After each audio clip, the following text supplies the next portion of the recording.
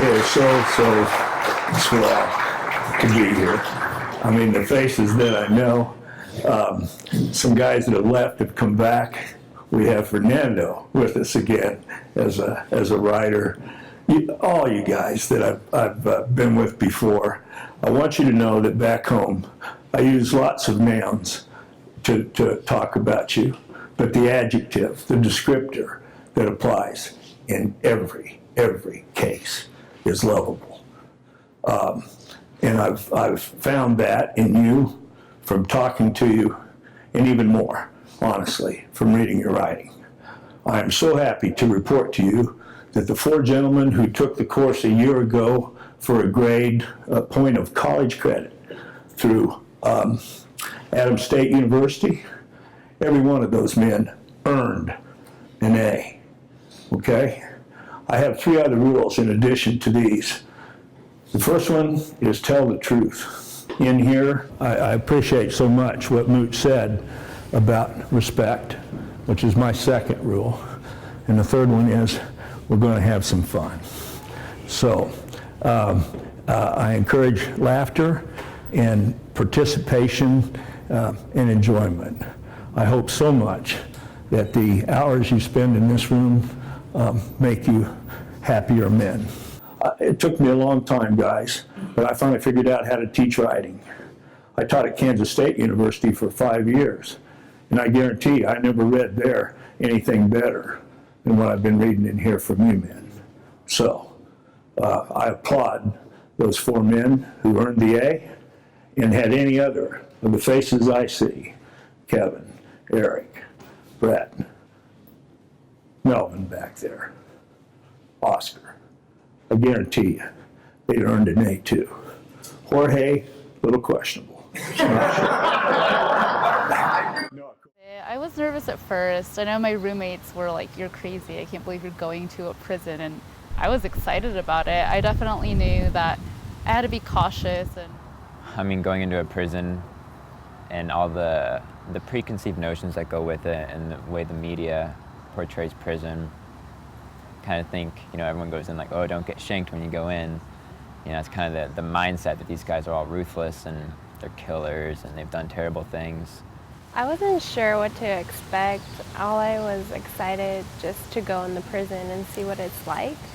But once we started the class, it was way more than I expected. Titled this one, No Words. I've always kept to myself. It's not that I wasn't social, I just preferred my own company. That if you asked my best friends or family personal questions about me, you would be met with puzzle faces and I don't knows. Silence has always been kind to me. It has always overlooked my deficiencies, forgiven my errors, and comforted me.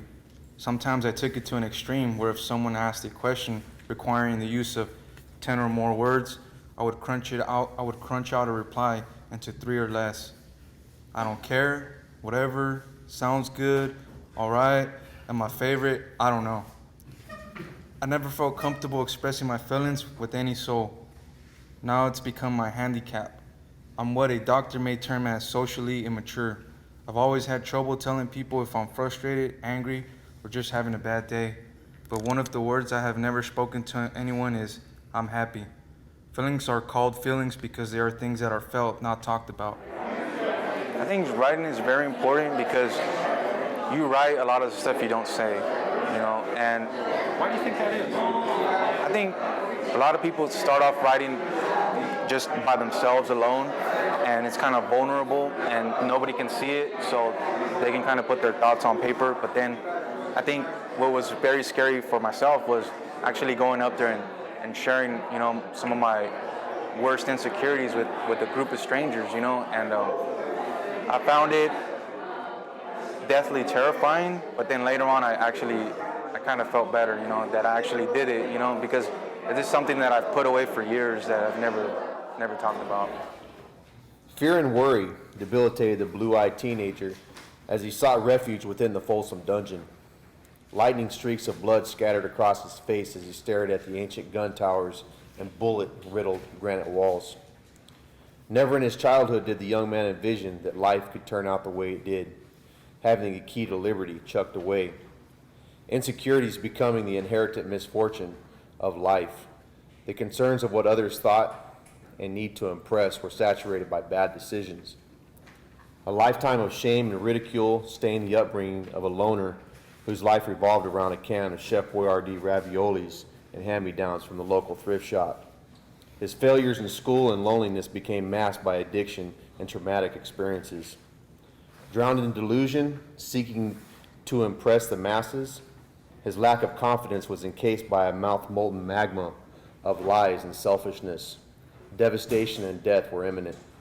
Locked away within a multitude of false bravado, my icy stare sizes them up. "What's up, homeboy?" slips through my quivering lips to someone I don't know, yet call a brother. I wonder what his thoughts are as I put my own prison toughness, assuring that I belong. Decades of seclusion, I look back identifying where everything went wrong and the causative disease which led to mortality. No longer wanting the label of the masses or merely going with the flow, I grasp hold of a new identity. Immersed with confidence, truth, and compassion, positive roots take hold, scars begin to fade as a new life begins. This class has meant everything to me. I mean, I've gone through coming down here from Pelican Bay to incorporate myself into a class other than NA or AA this has been most informative to me to help me understand more about my behaviors, my criminalistic behaviors that I had prior to coming here. It's taught me everything from the writing especially has been most important. It's something that I applied with me going to the parole board and has allowed me more insight into myself to understand who I am today compared to who I was before. Maybe in the beginning, writing wasn't important for me because I really didn't see the value in it. But as it turns out, writing became just like another tool that allowed us to heal from the pain. We got to use our writing, allowing our paper and pen to actually be our voice, to talk and say things that we normally won't talk about, but in our writing we're able to express ourselves and release the poison from within. Because I had this fear about writing things about me because of my fears and insecurities, and then to stand up in the front of people and to actually read that or to speak on it, that fear of saying the wrong thing always stuck in my head, and that's what prevented me from getting up there to, to talk or to ask for help from a teacher or anybody else. It was easier just to be in denial than to accept the fact that I had a hard time reading. I had a hard time understanding.